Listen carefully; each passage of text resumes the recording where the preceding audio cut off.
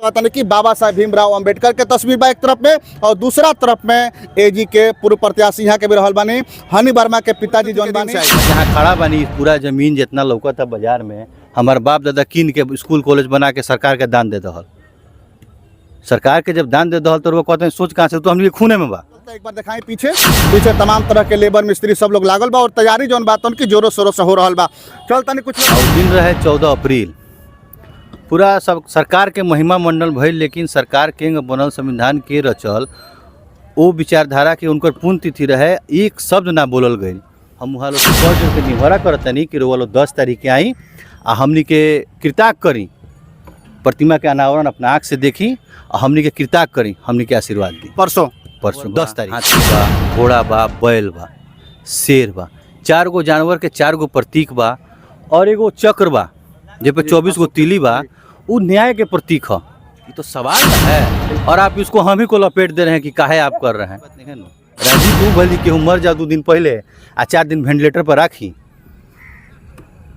4 दिन वेंटिलेटर पर राखी आ डेट तारीख पूरा के आ तब कहें कि फलना मर गए।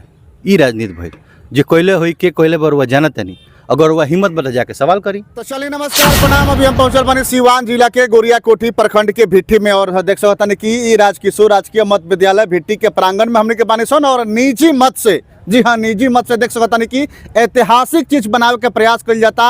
ये विधानसभा क्षेत्र के पूर्व प्रत्याशी नूतन वर्मा के बेटा हनी वर्मा के द्वारा ऐतिहासिक चीज देख सकता कि जहाँ पे एक तरफ में बाबा साहेब संविधान निर्माता बाबा साहेब भीमराव अंबेडकर के प्रतिमा बा, तो दूसरा तरफ में हनी वर्मा जी के पिताजी जौन बानी धर्मेंद्र कुमार वर्मा उर्फ मुन्ना वर्मा के जौन बात उनकी प्रतिमा बा। देख सकता कि ऐतिहासिक हाईलाइट दिखाई, एक बार लाट दिखाइए, एक बार हाईलाइट देखिए। ऊपर अशोक स्तंभ बा और लाट के ऊपर देख सकता नहीं कि और पूरा लाट के बारे में हमरा नहीं लागत कि केहू जानत हो। अगर केहू जानत है लाट के बारे में तो कमेंट बॉक्स में जरूर बताएं कि लाट का है। लाट के जौन बात उनकी विशेषता का बा, काहे खातिर बनावल गल। हमने किया तो बुझाता कि सिवान में लाटबाजी कहीं पर, सिवान में कहीं लाट नहीं है, गुड़िया कोठी में कहीं लाट नहीं है। तो लाट हमनी के संस्कृति से बड़ा जुड़ल बाटे और ऐतिहासिक चीज बा लाट, जौना के ऊपर अशोक स्तंभ स्थित बाटे। और एक बार और चाप की कैमरा में दिखाई कि ऐतिहासिक चीज बनावे का प्रयास गोरिया कोठी विधानसभा क्षेत्र के पूर्व प्रत्याशी नूतन वर्मा के पुत्र हनी वर्मा के द्वारा जौन की बनवाल जाता। देख सकता कि बाबा साहेब भीमराव अंबेडकर के तस्वीर बा एक तरफ में और दूसरा तरफ में एजी के पूर्व प्रत्याशी यहाँ के भी रहल बानी हनी वर्मा के पिताजी जौन बानी वहाँ के नाम पर धर्मेंद्र कुमार वर्मा उर्फ मुन्ना वर्मा जी के मूर्ति बा जौन बात उनकी। और 10 तारीख के मतलब कि परसों ये मूर्ति के अनावरण भी होखे वाला बा।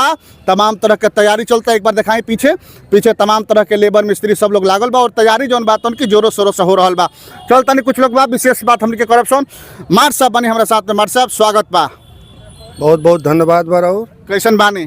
बहुत अच्छा बने। का उद्देश्य बा एक मार साहब? जो भी सामने दिख रहे हैं आप, ये सारा कुछ जो है मार्गदर्शन के लिए बनाया जा रहा है। भोजपुरी में बोली मार साहब। कहे का मतलब हमारा ये बा जी मार साहब कि है जौन भी सामने दिखाई देता, जौन भी स्थापना भइल बा और जौन के उद्घाटन होके जा रहल बा, ओकर भीमराव अंबेडकर के मार्गदर्शन पर सबसे पहले जो भी लोग है अगर चले, देश के निर्माता है, संविधान के निर्माता आदमी है ये, और यहाँ के मार्गदर्शन पर चले के चाहिए बाबा साहेब भीमराव अम्बेडकर जी के जी। और यहाँ के संगे जौन भी काम भइल बा, स्कूल में खाली हिंदी बोलत रहनी हमारे साहब, भोजपुरी ना बोलत रहनी। जौन भी काम भइल बा, ये शर्मनाक काम भइल बा, कहीं तोड़ फोड़ भइल बा। कई बार मूर्ति के बाबा साहेब भीमराव अम्बेडकर के मूर्ति के कई बार तोड़ल गइल बा, बहिष्कार कर गइल बा, लेकिन ये सब ना होके चाहिए। और ये गोरिया कोठी ब्लॉक में एगो बहुत बड़ा भिट्टी पंचायत एगो गांव बा जौन कि जौन हनी वर्मा यानी धर्मेंद्र वर्मा के पुत्र नूतन वर्मा के पुत्र के द्वारा ये कार्य कइल जाता निजी फंड से। ई फंड सरकारी फंड ना हो, अपना निजी मत से, ये अपना निजी फंड से काम होता। इहो बात बा कि जौन चंदा वंदा वसूलल जाला, इहो बात नहीं है, चंदों के बात नहीं है, कुछ नहीं है। अपना निजी मत से अपना निजी मत से यहाँ के कर कमलों द्वारा ये सब होता। चलिए हमारे साथ में बने हनी भैया और यहाँ के माध्यम से अपना निजी मत से जौन बात उनकी एगो इतिहास रचे के प्रयास गोरिया कोठी के धरती पर गोरिया कोठी के विधानसभा क्षेत्र में पहली बार रुआ स्क्रीन पर लाट देखे के मिली। लाट के ऊपर अशोक स्तंभ देखे के मिली और बाबा साहेब भीमराव अम्बेडकर की मूर्ति जौन बात उनकी जेकर अनावरण परसों के वाला बा। उद्देश्य का बा एकर? देखिए एकर कोनो उद्देश्य तो नहीं हमनी के लेके चल सन, चूँकि ई मूर्ति के अनावरण स्वाभिमान से जुड़ल बा। वो लोग देखले रहनी कि बाबा साहेब भीमराव अम्बेडकर की पुण्यतिथि रहे जी और पूरा बिहार सरकार एक कैबिनेट आई रहे जी पूर्व विधायक जी के प्रतिमा के अनावरण रहे और दिन रहे 14 अप्रैल।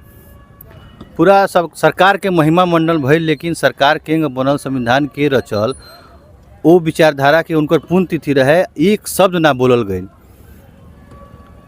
बिल्कुल सोशल मीडिया पर सवाल भी उठल कि बाबा साहेब भीमराव अम्बेडकर के जौन बात उनकी पुण्यतिथि के दिन कोनो तेल चित्र पर पुष्प अर्पित भी ना भइल, कोनो प्रकार के बात भी ना कल। अरे वालो देखनी वही मंच पर सिवान के सांसदों बैठल रही है, वो महिला रही है और महिला के वोट देवे के अधिकार बाबा साहेब भीमराव अम्बेडकर करते ही मिलल। बिल्कुल संपत्ति रखे के अधिकार, पढ़े लिखे के अधिकार संविधान पे ही मिलल।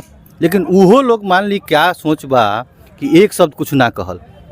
बिल्कुल तो बड़ी आत्मा का सभा भई रहे बहुत बहुत बहुत कैबिनेट के मंत्री लोग पहुंच और दिन मन कचोट के रह गए, कहनी कि ना तारा लोग के भाई एगो प्रहार करे के पड़ी। तो हम बहुत कुछ सोच विचार करके ई प्रतिमा के अनावरण अपना पिताजी के पुण्यतिथि के दिन पर कहनी है। अब रहल बात कि अशोक स्तंभ काहे लगल बा, तो रुआ जाना जानी कि भारतीय के राष्ट्रीय चिन्ह अशोक स्तंभ ही बा जी, ठीक बा।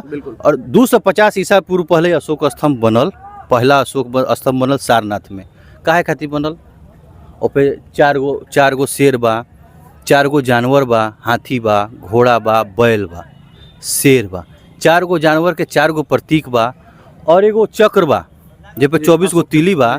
उ न्याय के प्रतीक ह, हाथी शासन के प्रतीक ह, घोड़ा साम्राज्य बचावे खातिर प्रतीक ह के पे चढ़ के लड़ाई करल जी। आ बैल ह खेत जोताई, खेत में बुआई अन्न तो पेट भरी सब लोग के। इस सोच के केहू बनावल आ वो प्रतीक चिन्ह जब भारत के राष्ट्रीय चिन्ह बन गई तो सोचनी के संगे संगे एकरो के हमनी के स्थापित कल जाओ, ताकि ये लोग के तनी मन को चोटता तनी छाती पे गाड़ दिया, छाती पे गाड़ दिहल गई जी अशोक स्तंभ जी छाती पे गाड़ दिहल गई बा अशोक स्तंभ। बानी हमारा साथ में जुड़ल बानी हनी वर्मा। लेकिन कई मायने में कई तरीका के सवाल भी उठता। चुनाव स्वर पे बा तो से पता चलता कि अब की बार जो टिकट पर राजद के हनी वर्मा के मिले वाला बा और चुनाव के दरमियान चुनाव के जहाँ बिगुल फुका गई बा, अब आचार संहिता लगे वाला बा और बाबा साहेब भीमराव अम्बेडकर के और पिताजी के साथ साथ अशोक स्तंभ जौन कहतनी छाती पे गाड़ दिले बानी परसों अनावरण होके वाला जी। तो ऐसे चुनाव का मतलब बा अभी तो रउआ राउर निजी मत से बनता जी, अभी तो ये तो सरकारी फंड से नहीं बनत। अभी ना, अभी तो पहले भी बनवा सकत रहनी है 14। तो हमारे पिताजी का पुण्यतिथि 10 तारीख के पड़ता, 4 अप्रैल के वहाँ के मर गई कोरोना से। अब सरकार मुआ दहल, कोरोना खा गई। कोरोना का हो, कौन बीमारी के नाम हो, ये तो केहू सुनलहू ना रहे। बिल्कुल कोरोना आयल, कोरोना के नाम पर पूरा देश में सब लोग के साफ कर दहल गई हॉस्पिटल में। तो 4 अप्रैल के उनकर पुण्यतिथि है वहाँ के। हिंदी कैलेंडर से वो हमनी के 10 तारीख पड़ता। हमनी के कोनो कर्म कांड हुई तो हिंदी कैलेंडर से हुई न जी हैं, कोनो पर्व त्यौहार आवे तो हिंदी कैलेंडर से आवेला जी। रक्षाबंधन 2020 में 3 तारीख रहे आ 2025 में 9 तारीख के बा। तो हिंदी कैलेंडर से वहाँ के पुण्यतिथि 10 तारीख के होता। तो हमनी में तनी पूजा पाठ के विधान होला, वो करम सन ओकरा बाद अनावरण हुई। एक से चुनाव के कोनो मतलबे नहीं है, चुनाव से कोनो मतलब नहीं, लेकिन चुनाव मतलब निकाले का प्रयास होता। मतलब निकालहूँ के चाहिए, काहे ना निकालल जाई कि समय बा चुनाव के। और एक प्रकार से देखल जाओ तो बाबा साहेब भीमराव अम्बेडकर के प्रतिमा के अनावरण करके लगा करके एगो अलग मतलब कि रउआ राजनीति शुरू कर दिला। अच्छा रो वही बताइए, रो कहता नहीं राजनीति शुरू कर दिला बनी। जब आज से 4 महीना पहले पुण्यतिथि मनाओ गए तो इहो तो चुनावी वर्ष रहे, तो काहे ना वो गरीब दलित पिछड़ा के फोटो पे एगो माल्यार्पण भइल। ये तो सवाल ना है, और आप इसको हम ही को लपेट दे रहे हैं कि काहे आप कर रहे हैं। जो आदमी देश का संविधान लिखा, शोषित पीड़ित दलित वंचित सबको रहने का मतलब हम लोग को इंसान बनाने का अधिकार। ठेका नहीं ले ले, सब कोई के करे के चाहिए। ठेकादार वाला बात कहाँ भाई, तो समाज के बाद में ठेका के बात कहाँ से आ गई? रोज ठेका लेके कोनो काम कल जाला, कोनो व्यवसाय कल जाला। समाज के काम में, जनहित के काम में ठेकेदारी ना होला। मैंने ये सोच कहाँ से आई कहाँ से अइल? बाबा साहब भीमराव, मतलब वही पुण्यतिथि के दिन से आई वह जहाँ खड़ा बानी, इस पूरा जमीन जितना लौकत था बाजार में, हमार बाप दादा कीन के स्कूल कॉलेज बना के सरकार के दान दे दहल।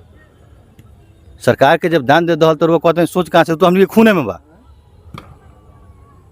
और वो सोच के बात कहते हैं, जो चीज़ खून में ही विरासत में मिल गया है उसके लिए सोच का जरूरत है, उसके लिए समय का जरूरत है। बात नहीं है नो, राजनीति ऊ भली कि मर जाओ 2 दिन पहले आ 4 दिन वेंटिलेटर पर राखी, 4 दिन वेंटिलेटर पर राखी, या डेट तारीख पूरा के आ तब कहें कि फलना मर गए। ई राजनीति भइल। जे कोयले हुई के कोयले पर वह जानत नहीं, अगर वह हिम्मत बता जाके सवाल करी। रोवा चैनल के माध्यम से हम पूरा जितना लोग चैनल के माध्यम से अभी देख रहा बा हमनी के, हम वहाँ लोग से कर जोड़ के निहोरा करतनी कि रोवा लोग 10 तारीख के आई आ हमनी के कृताक करी, प्रतिमा के अनावरण अपना आँख से देखी और हमनी के कृताक करी, हमनी के आशीर्वाद दी। परसों 10 तारीख के क्या वेला बा अनावरण मुख्य अतिथि के पूरा क्षेत्र के जनता आई, पूरा क्षेत्र के जनता आई। चलिए यहाँ के बानी हनी वर्मा जी और बताओ तनी कि बिल्कुल जौन की पुण्यतिथि पर जौन बात उनकी कार्यक्रम भइल यही विधानसभा क्षेत्र में, और विधानसभा क्षेत्र में बाबा साहेब भीमराव अंबेडकर के प्रतिमा पर एगो फूल भी ना चढ़ावल गई, जौना के बाद से शपथ लियल गई कि यही विधानसभा क्षेत्र में बाबा साहेब भीमराव अंबेडकर के प्रतिमा बनी, अनावरण होई और वहाँ के मूर्ति पर फूल चढ़ावल जाई। बिल्कुल ये सोच से बनल बा जी। अब यह सोच से का बनल बने कर वह सामने बा,